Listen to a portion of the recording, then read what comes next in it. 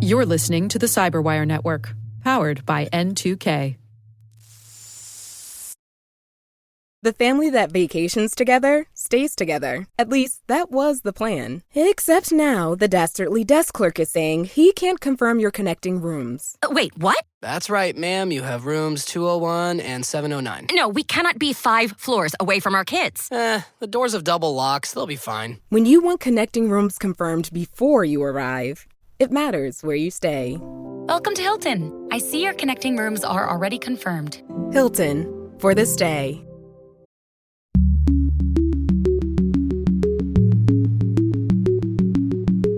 Hello, everyone, and welcome to Caveat, N2K Cyberwire's privacy, surveillance, law, and policy podcast. I'm Dave Bittner, and joining me is my co-host Ben Yellen from the University of Maryland Center for Cyber Health and Hazard Strategies. Hey there, Ben. Hello, Dave. On today's show, Ben discusses Apple's decision to remove the Ice Block app after pressure from the White House. I've got the story of the Secretary of Defense dialing back cyber training for troops. And later in the show, Ben's conversation with Will Dargy, U.S. head of Norton Rose Fulbright cybersecurity practice. They're discussing the expiration of CISA 2015. While this show covers legal topics and Ben is a lawyer, the views expressed do not constitute legal advice. For official legal advice on any of the topics we cover, please contact your attorney.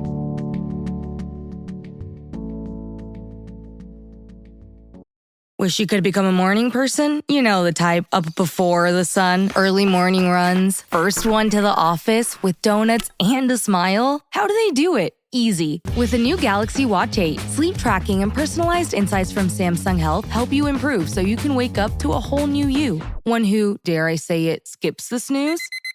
It's possible. Train your sleep with Galaxy Watch 8. Learn more at Samsung.com. Requires compatible Samsung Galaxy phone, Samsung Health app, and Samsung account.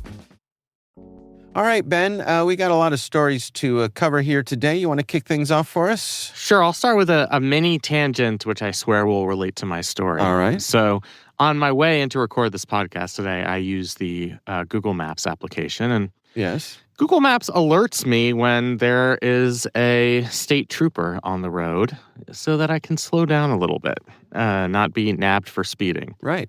Well, an enterprising app creator named Joshua Aaron tried to create something similar, but for ICE agents. Since there are mass deportation efforts afoot in our country, led by Immigrations and Custom Enforcement, this app creator thought that he could create a version of the feature that I use in Google Maps to identify where ICE agents are conducting busts, where they're located. Right. So a crowdsourcing kind of thing. It is crowdsourcing, exactly. Yeah. So people can report, I just saw ICE outside of this Home Depot, and then theoretically, people who are worried about immigration enforcement would not go to that Home Depot. Right. So the app is called Ice Block, and it had been online, available in the Apple App Store. You could download it on your Apple device.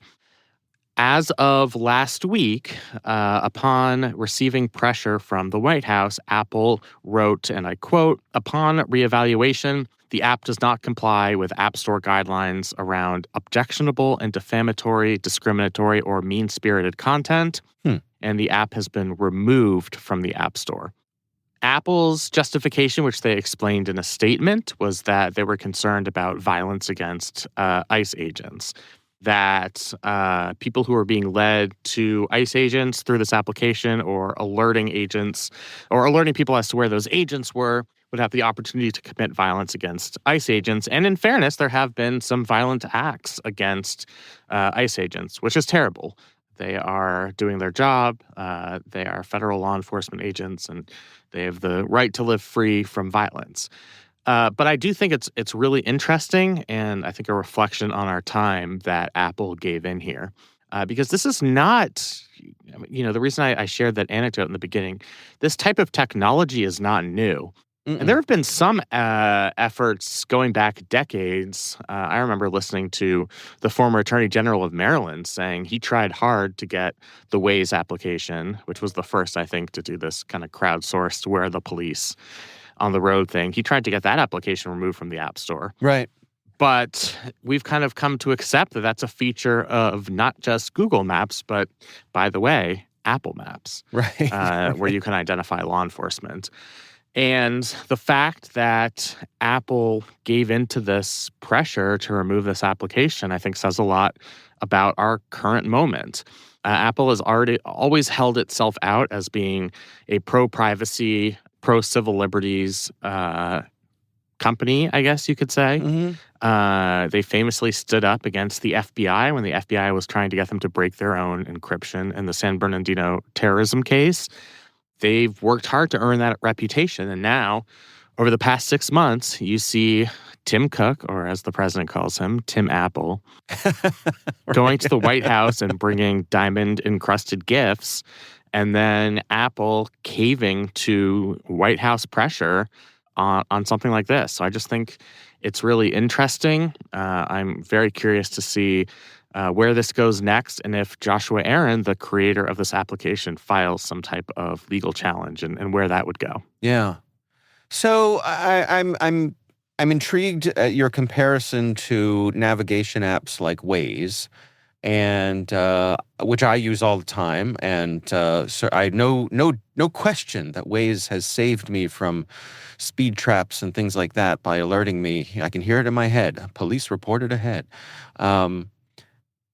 However, what I wonder is, what would Apple's response be if there were just a standalone app that was just called Police Block or Police Spotter or something like that? In other words, not being an additional feature within a navigation app, which unquestionably has value, and the police spotting is really a subcategory of a feature category, because not only can you report police, you can report objects on the road, you can report traffic, you can report weather in these apps. So do you think there's a distinction there, or is it a distinction without a difference? I think there is a distinction there. I mean, it's about whether the app is primarily about crowdsourcing the location of law enforcement or if that is a sub-feature of the application. Right. If it were about federal law enforcement and it wasn't related to ICE, if it was about like where are FBI agents, I'm sure the White House would have asked to have that taken down as well. Mm-hmm.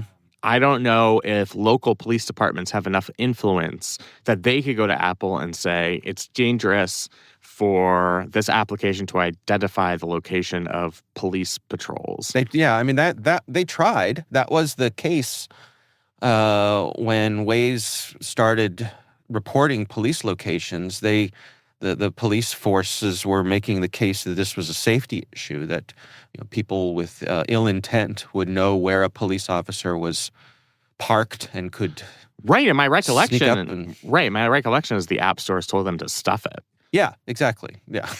I would say just the app stores responded with silence. No response at all. Right. Which I think is their way of saying, like, we are a pro-freedom application, or we are a pro-freedom company.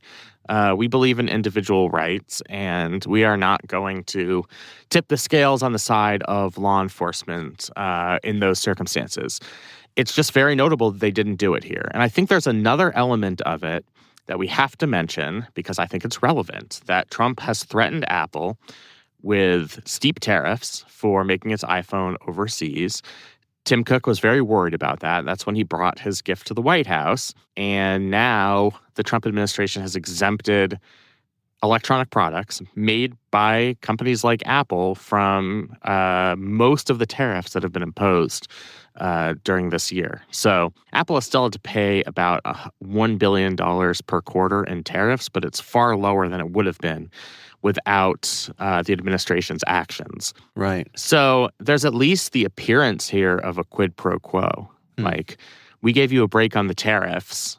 You guys need to get this application out of your app store. Mm-hmm. The question, I guess, is, is this actually a violation of Apple's terms of service? The guidelines are an app that is objectionable, defamatory, discriminatory, or mean-spirited content shall be removed from the App Store. All of those words are pretty vague, but to me, the ICE block doesn't meet the definition of any of those terms. So it seems like this is sort of an ad hoc justification to remove this application that doesn't fit the reasons that Apple usually removes applications because they have illegal content or things that are blatantly discriminatory. So yeah, I'm really not sure about this decision. And again, I understand the government's interest here. I actually think it's entirely appropriate for the government to ask Apple to take down this application. You don't think it's a First Amendment violation?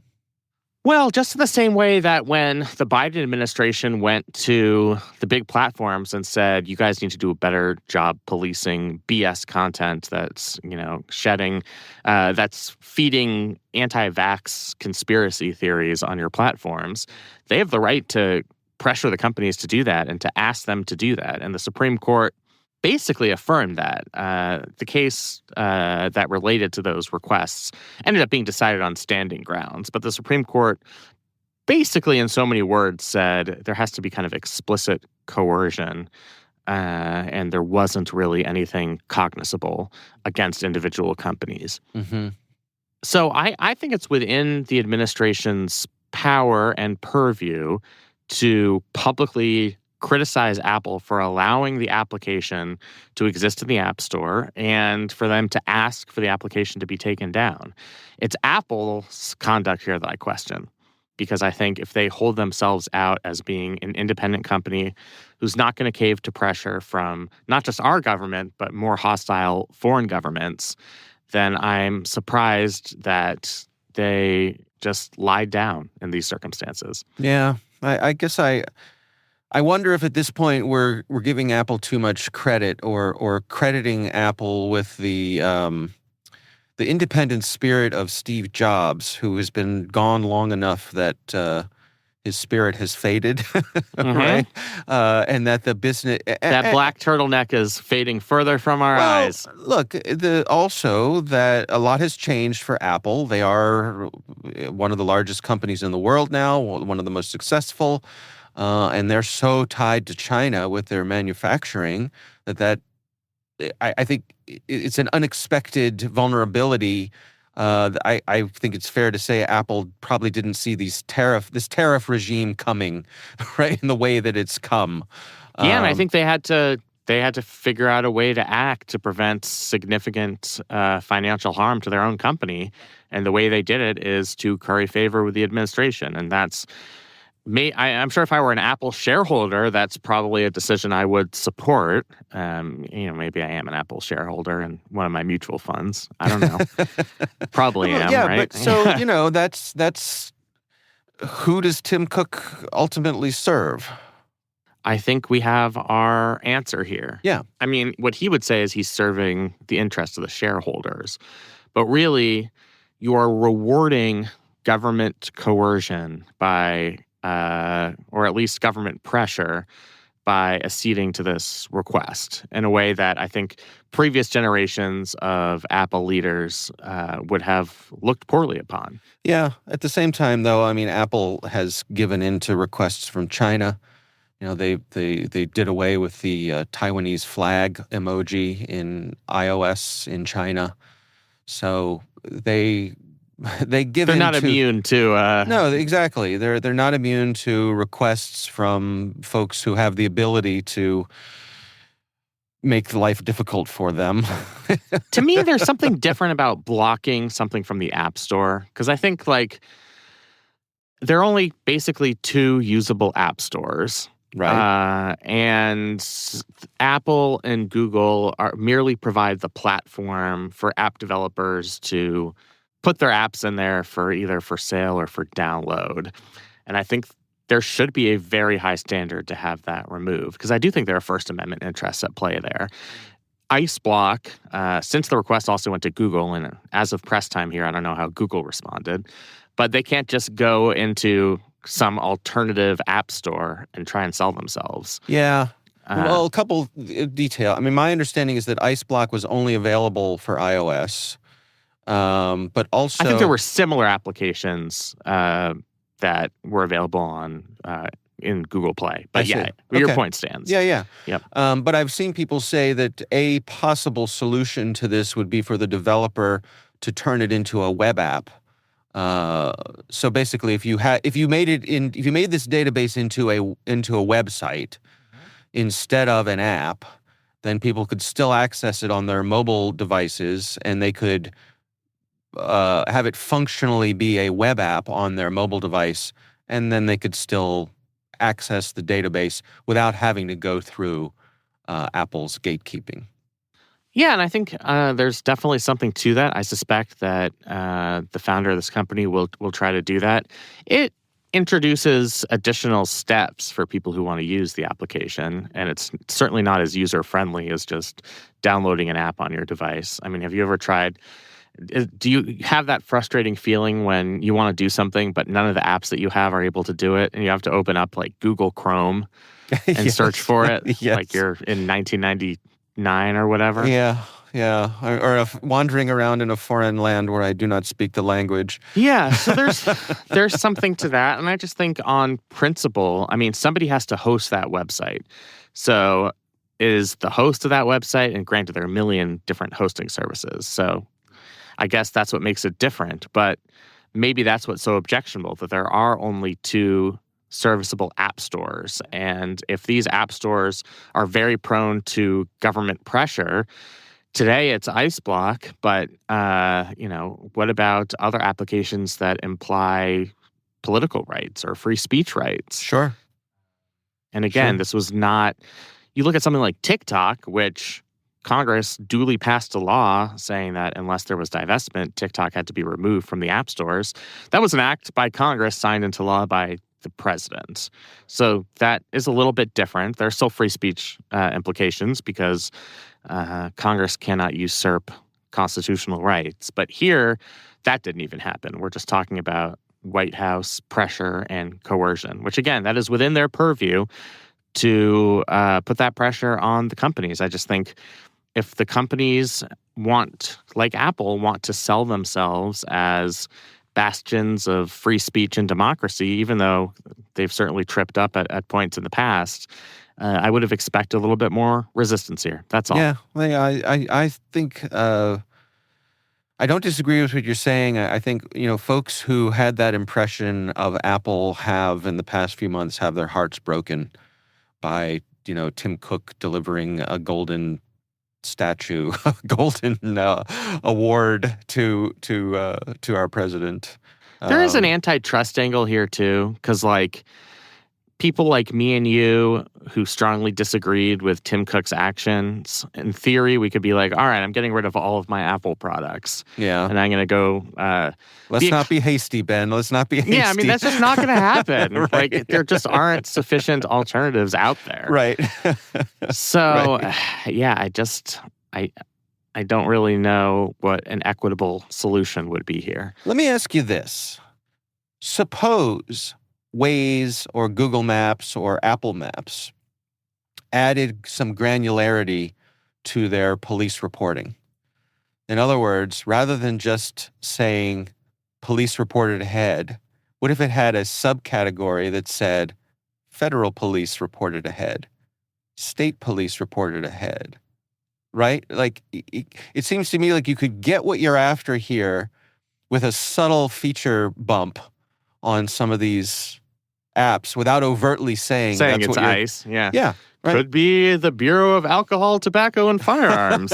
Right, You never know. Right, exactly. Yeah, I mean, right. It could be somebody out checking for fishing licenses, right? Exactly. Oh, no, not the Fish and Wildlife Service. They're on to me. Yeah. Yeah, I think that's certainly an option. I still think the administration could come back and say, we know the intention here is to target ICE officials, and they still face safety threats. So you might be trying to hide that intention through the way your app is structured, but we know what your intention is. But yeah, I mean, that could be an interesting workaround. Do you think the safety argument holds water? I think it's a legitimate argument. I guess ICE is under the microscope right now, which I understand. There's a lot of people who are angry at ICE who might be prone to commit acts of violence against ICE agents. That is completely understandable. But at various points in the past, you could have said the same thing about state and local law enforcement. There have been periods of great distrust between citizenry and state and local law enforcement. And yet, Apple allowed applications to identify where cops were on the road when people were driving. So I think the same dangers are present there, but the apps were not removed from the App Store. So it's just a matter of consistency. And it's fine to not be consistent because these are different circumstances, and you don't want to get on the bad side of an administration who could destroy you with tariffs. But I think they kind of have to sit back and admit that, and we all have to be disabused of our notion that Apple is going to stand up for civil liberties. Yeah, I also think it fails to acknowledge the power mismatch between the ICE agents and let's say protesters, in that the ICE agents are armed, wearing body armor, most often masked, so they're anonymous.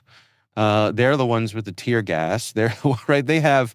It's not a fair fight. So this notion that ICE agents walking around in their camouflage with their weapons and their masks are in grave danger from citizens, in my mind, is at the very least overstated. But I admit I'm probably. Well, I would admit I'm totally biased when it comes and now there have been instances. They mentioned one in the article we're going to put in our show notes. There have been instances of violence against ICE agents in Dallas, for example. That is certainly a risk. They are under the microscope. But also, there's a fine line because there is a constitutional right to protest ICE and its agents and the administration's policies.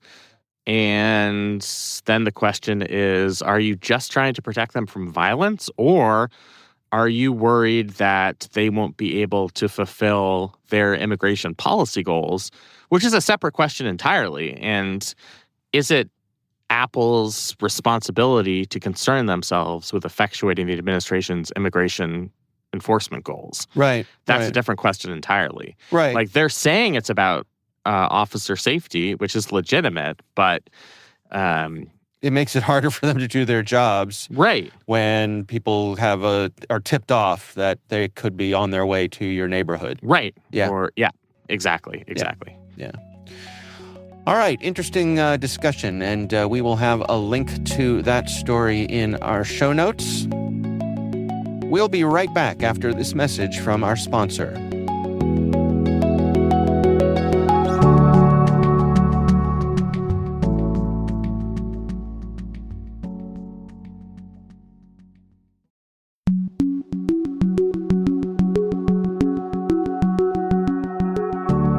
All right, Ben, my story this week comes from the Department of Defense/War, depending on who you... So to be clear, it's still in statute referred to as the Department of Defense. Right. The administration has given it a secondary nickname of the Department of War. So pick your poison on that one.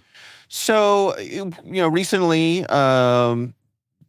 Secretary Hegseth brought together the military's leaders, pulled them in from all over the world to have an in-person discussion, a talking to, and his emphasis was on this warrior ethos that our military needs to pay more attention to physical fitness and appearance. Do your pull-ups, people. Do your pull-ups.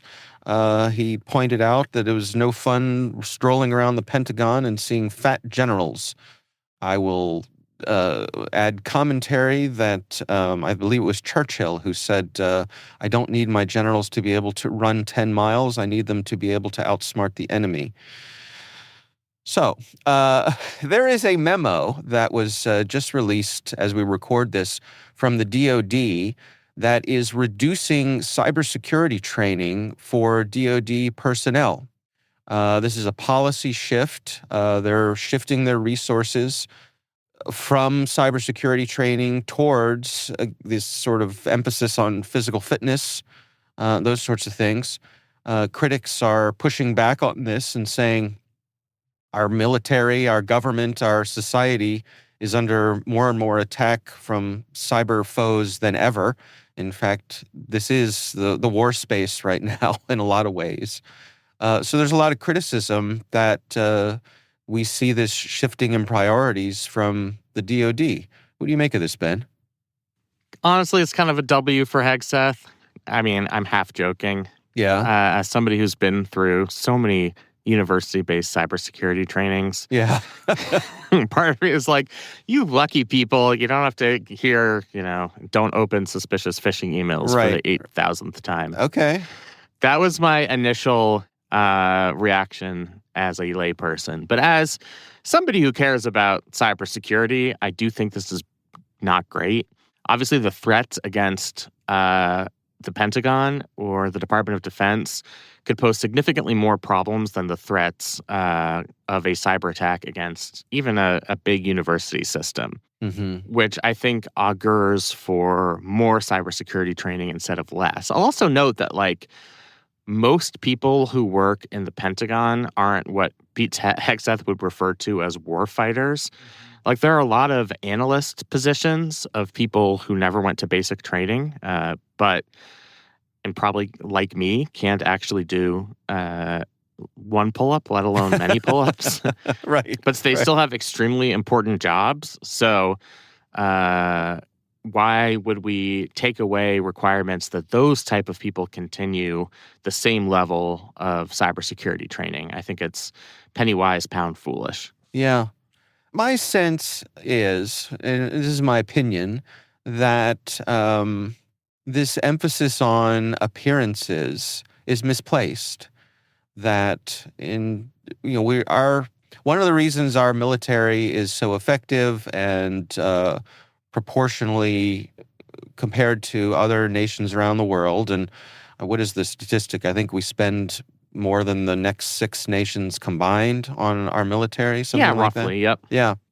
Part of that is the equipment that our soldiers are given, the training that they're given, and I contend that cyber training is part of that, particularly when all of your soldiers have mobile devices. They're carrying their phones, and we know this is an avenue to get to them. So they're prone to things like espionage and blackmail. I think you have to have very specialized training that you don't have in other workplaces. And we have seen attacks against branches of our military. There was a recent data breach in the Air Force that has reportedly been tied to Chinese threat actors. So it's not like the threats have gone away. And I just think if you're going to decrease cybersecurity trainings in any realm, probably the Department of Defense would be the last one that I'd choose, just given their responsibility and the potential harm against our country from cyber intrusions. Yeah. No, all of these cuts to cyber have left me scratching my head. Obviously, I'm it is the area that I am most involved with and probably know the most about when it comes to government operations comparatively. But the cuts at CISA and then seeing things like this, it's hard for me to imagine how shifting priorities away from cyber in this world makes sense. Yeah, there are elements of short-termism here where it's an easy thing to cut because in the absence of a major catalyzing cyber incident, most normal people, i.e. not us, aren't thinking about cybersecurity. So it's like a painless way to make cuts. That was true pre-2020 for spending on pandemic preparedness. No one noticed in 2018 when we drastically reduced our CDC capabilities and pandemic monitors in China, that sort of thing. But right. When the thing does happen, then you realize that it was a mistake to lower your guard. That's just a principle of emergency management. The FEMA cutbacks will hit hard when a hurricane hits. Totally. Yeah. Totally. It's that sort of thing. And maybe we have to wait 10 years, but we're still going to feel it. Yeah. No, that's a good point. All right, we will have a link to my story in the show notes. And again, we would love to hear from you. If there's something you'd like us to consider for the show, you can email us. It's caveat@n2k.com.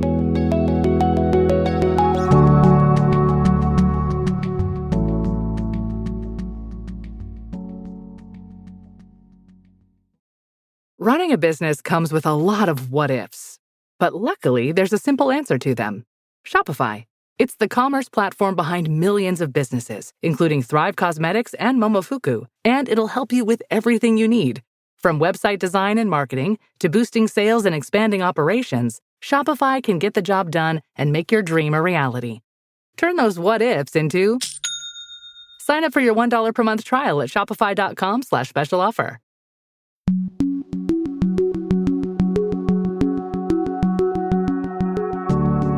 Ben, you recently had the pleasure of speaking with Will Darty, who is the U.S. head of Norton Rose Fulbright cybersecurity practice. You all were discussing the expiration of CISA 2015.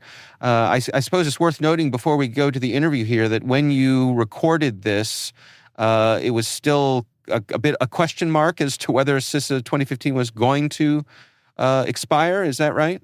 Yes. Yep. And it did. It did. We are about 7 days into its expiration. Right. So we don't know at this time if it's going to be resolved as part of a funding agreement that may or may not come sometime over the next few weeks, since we're also currently in a government shutdown. All right. Well, let's listen in. The Cybersecurity Information Sharing Act is designed to help facilitate the public-private sharing of cybersecurity threat indicators and defensive measures amongst federal agencies and between federal agencies and private entities. Prior to CISA 2015, there was some information sharing that occurred relating to cybersecurity amongst private entities, but at a very small scale. One of the main reasons of that low degree of sharing of information was largely due to the fact that there was a lot of legal uncertainty surrounding whether or not the information that was shared amongst private entities and between private entities and the federal government could be used in a variety of ways. So, for example, companies were really hesitant to share information because amongst their peers because of potential antitrust liability under the Sherman Act. So you think of large, energy companies, telecommunications companies. There's strict legal prohibitions on how they work together. And the corporate lawyers were very concerned that by engaging in this threat sharing, that could be viewed as an antitrust violation.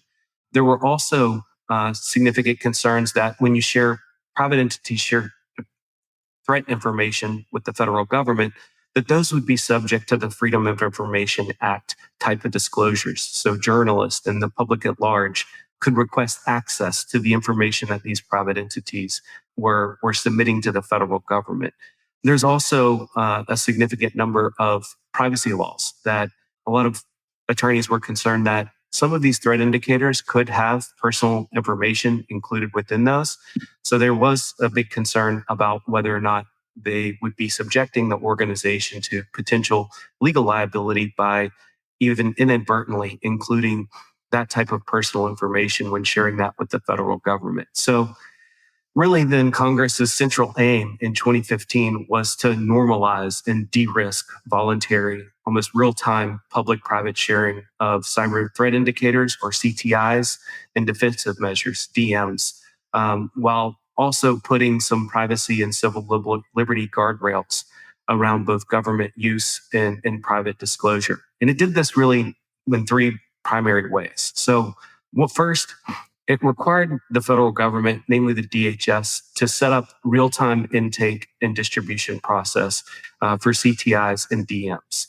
Secondly, it authorized private sector monitoring and defensive measures so that notwithstanding any other law. There was some concerns that being able to monitor your own environment, other environments, employing defensive measures like honeypots, that there could be some legal exposure there.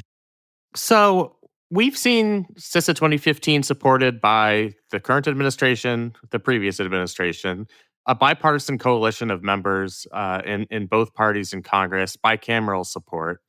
What is the nature of the opposition? If you were to play devil's advocate, why do people like Rand Paul oppose reauthorizing this legislation? What's kind of the controversial aspect of it? Well, I think there's two sort of viewpoints. One, I think there's always been a more privacy and big sort of government intake of individual data that could be used for surveillance or for other types of purposes, and that was really the privacy concerns, right? So I think the other component is what more specifically you referenced, Rand Paul. I think there's a perception that the government's obtaining this large amount of data through private entities, through these automated indicator sharing, gives the government the ability to potentially monitor and censor speech and other content. So I think that there is a concern that Rand Paul has specifically that that the government won't use the information it receives in order to combat disinformation, right? It's obviously very heavily in the news right now in whether government has any role in censoring content that organizations produce in the media. So I think that's a big concern that Rand Paul has. In practice, do I think that this law really facilitates that? No, I mean, these are indicators of compromise. These are defensive measures. So it's hard to see how that actually playing out to be utilized by the federal agencies to really use this information to combat disinformation or to hamper down on First Amendment rights. So, but that's the overall concern that we're hearing. Is that, just to understand the history here a little bit, is that why a sunset provision was written into the law? I mean, Rand Paul was in Congress in 2015. Why did they have this 10-year sunset provision in the first place? Yeah, the sunset provision was deliberately included in order to force periodic oversight and recalibration of this law as both technology and privacy expectations evolve. And frankly, this is a standard practice for cybersecurity and surveillance types of authorities. And so I think lawmakers recognize that the cyber threat landscape is evolving rapidly. So periodic review would be necessary to assess the law's effectiveness and also to recalibrate it if it was needed. And again, it was also designed to help address some of the privacy concerns by including guardrails. So I think that 10-year sunset allowed them to have a point in time where they can reassess whether or not those guardrails are appropriate, whether they're effective, or whether adjustments need to be made. So, I think now a lot of us are wishing that sunset provision wasn't included because kind of given where we are in the deadline so near, and there doesn't seem to be a clear path for reauthorization. But I think that it made sense to include it at the time. And even there's some, and we can talk about this later, but there's certainly some areas where I think the industry and the federal government would like to see some improvements to CISA to further facilitate and adjust to some of the changes in the threat landscape that we're seeing, particularly around AI usage. We're obviously concerned about quantum computing. So, I think it was rightfully, needs to be reviewed periodically to ensure that it's current to the latest threat landscape. Before we get into how you think this law should be improved, which I think is critical, I kind of want to think about what happens October 1st, 2025, if this law is not renewed. So I kind of think of two different scenarios. There's one where, let's say it's attached to a continuing resolution and that's delayed a few days as congressional leaders talk amongst one another, but it seems likely that it'll be extended in a few days. And then the second scenario is there's no path forward and it's not going to be extended. Can you talk about what you would see the reaction being from the private sector under those types of scenarios? Yeah, I think one of the biggest accomplishments of CISA was to give private entities, internal and external legal counsel, comfort that the organization could share information in real time with the federal government without exposing the organization to significant legal risk. So if CISA is not reauthorized and we lose those legal protections, then I think there is a very significant concern that these private entities will no longer share that information with the federal government.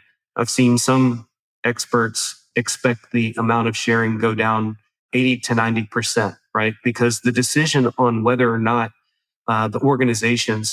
each organization will be sharing this information really gets transferred from the current decision maker, which is the CISO, to the general counsel's office, who will be assessing based upon their legal assessment whether or not the organization should be sharing this information. You never want the lawyers to be in charge. Sorry to interrupt. Yeah. Going to slow things down. I mean, that's the reality of it, right? And that's the one thing in this landscape that you can't afford, right? Speed of sharing of information is critical to effective response, right? And organizations rely heavily. I mean, this law really helped just catalyze as a catalyst of just increasing organizations' comfort with sharing information, not just with the federal government, but with their peers, right? Although we had information sharing and analytics centers, we really saw an explosion of organizations using those to share with their peers in real time important threat information. And I really fear that that will be largely either slowed down or that spigot will be turned off because of those legal concerns. Do you think there's any chance that if there's let's say the law expires and there's some type of catalyzing event, a major cyber incident, a data breach, is that the type of thing that you think would lead to a groundswell of support? I mean, I hope we never get to that point, but is that something you think about in anticipating what happens when this expires?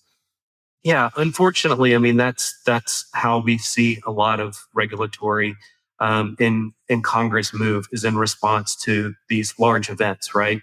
So certainly if something like that were to happen, that affects particularly a critical infrastructure sector, having something that really impacts a broad sector of the U.S. economy would certainly galvanize, I think, Congress into taking action. I don't think there's a strong opposition overall to CISA. It's pretty much has bipartisan support. I think it's caught up right now in a very Congress is in a very difficult time of reaching consensus on anything. And certainly, I think CISA is really just caught up in this kind of historical moment where it's hard to get Congress to agree on anything. But overall, I think there's really is bipartisan support.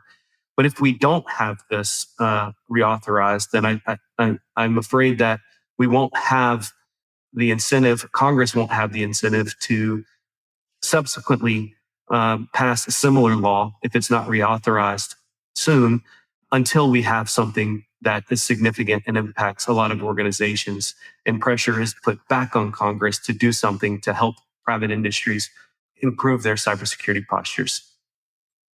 And I think now would be a good time to talk about what some of your reform ideas are if we're looking at extending CISA into the future. How do you think it could be improved? Yeah, I think there's a few areas that this would be a good opportunity to improve CISA. One, I think expanding the definitions of cyber threat indicator, defensive measure, as well as the definition of cybersecurity purpose, because those are central to how the law functions. And liability protections are tied directly to these terms. So if we expand them, that would allow companies and government agencies to share a wider range of information, conduct more modern cybersecurity activities without fear of legal repercussions. So just to give you a few examples. So I think if we updated right now, the definitions of cyber threat indicators and defensive measures arguably don't cover types of social engineering attacks that result in business email compromise. That's actually like one of the largest financial losses organizations face is through business email compromises in the transfer of funds through those social engineering tactics. Right now, the law doesn't clearly encompass those types of threat indicators. So I'd really like to see some broadening of the language of the cybersecurity purpose in those CTIs and DMs to cover a more wide range of types of threats. I think we also need to keep up with the times. We are starting to see threat actors utilize AI in their attacks, whether that be through development of new malware code to identify potential exploits of newly released vulnerabilities, all the way through actually once they're inside of a victim organization's environment, using AI to identify crown jewels for exfiltration.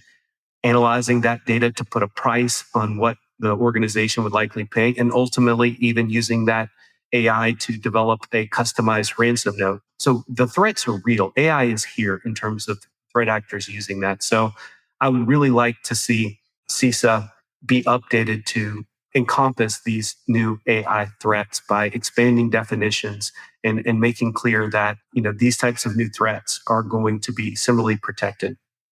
And then just in terms of, obviously we don't give legal advice, official legal advice on this show, but just in terms of what your broad message is to the stakeholders that you work with on the expiration of this statute. What are the one or two things that you want stakeholders to understand about this process as they seek to kind of figure out how it's going to influence their company or organization? If CISA is not reauthorized, I'm advising clients that we really need to start looking at their existing sharing of threat indicators and the agreements that they have in place. And it's important to realize that CISA actually underpins a lot of federal government partnerships and services that they provide, particularly to the critical infrastructure, for providing free monitoring of their externally facing endpoints. They've provided a lot of these services, and CISA really underpins those services. And so those types of organizations that are utilizing those types of federal government services, we need to take a look. We need to take a step back and look to see whether or not we're comfortable continuing on with these partnerships in light of the loss of these liability protections. So I'm also looking at and advising our clients to talk to their folks in DC on the Hill that are on policymaking teams to really advocate for the reauthorization of this, right? I think we need to be planning for the potential loss of this, but at the same time, voices are really important. So going on the Hill, speaking to the representatives and trying to get them on board is really important. And then just as a last thing, do you think the regime we've created under CISA is there any way we could replicate it through things like voluntary contractual agreements or like associations of states who come together and shield companies from liability based on information sharing? Or is this something that you could only foresee working with the heavy hand of the federal government? I really don't see a way, for anyone other than the federal government to be able to accomplish the goals that CISA 2015 was. Again, the antitrust laws are largely federal, right? The privacy laws are, there's both, the types of liability protections that CISA affords are really hard to replicate on a state by state level. The other concern is that, even if it were states, we've seen in both privacy and cybersecurity space, it's really hard to get all 50 states on board on anything, right? And I think asking the states to all come together and provide similar type of protections is just unlikely. I think our best shot is at the federal level. And I think that while private parties and entities will likely still find ways to share some information, it's going to be at a significantly lower scale with a lot more friction of those legal departments needing to review everything that's going to be shared prior to that. It's going to really delay things. So I think the federal CISA really was and is the best solution that we have right now. And frankly, it's one of the most important cybersecurity regulations that we have, right? It's one of the most important laws over the past 20 years. And so really hope that Congress can find a way to get this reauthorized.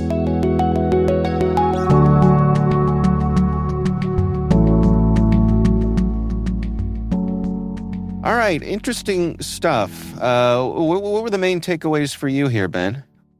I just think that there's so much private sector appreciation for the role that CISA 2015 has played in information sharing. And I think it's something that the people who know best in the private sector, who've done the type of evaluation on their bottom line that information sharing has done for them, seem to be the ones who are the biggest proponents of this. So that was really interesting, the fact that there is bipartisan support to reenact CISA 2015 with only minor changes, if any, I think just shows its importance and how information sharing is an alternative to coercive regulations that these companies have to comply with. So I thought it was a really interesting interview. Yeah, absolutely. All right, again, our thanks to Will Daugherty from Norton Rose Fulbright Cybersecurity Practice. We do appreciate him taking the time.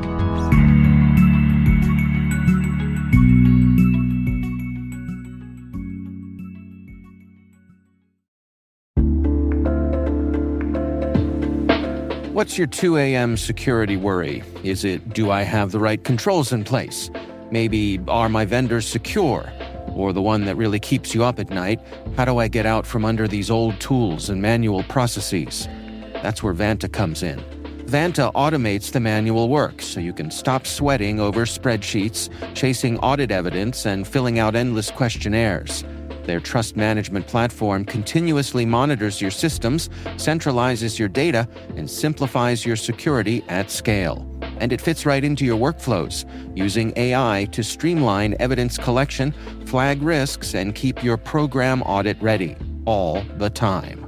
With Vanta, you get everything you need to move faster, scale confidently, and finally, get back to sleep. Get started at vanta.com/cyber. That's VANTA.com/cyber.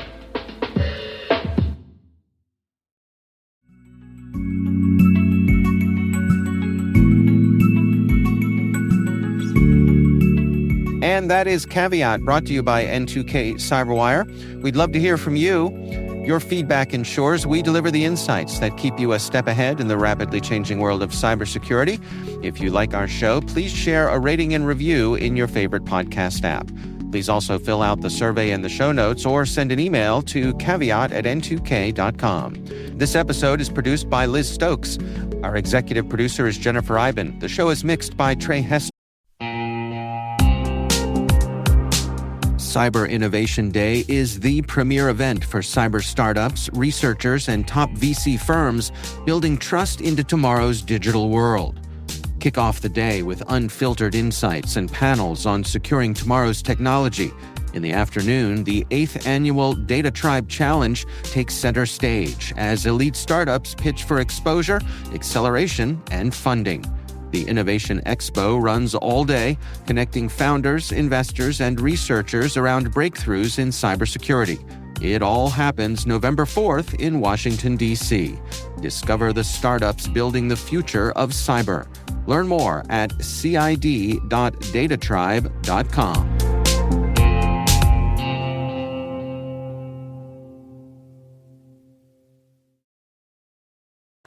Peter Kilby is our publisher. I'm Dave Bittner. And I'm Ben Yellen. Thanks for listening.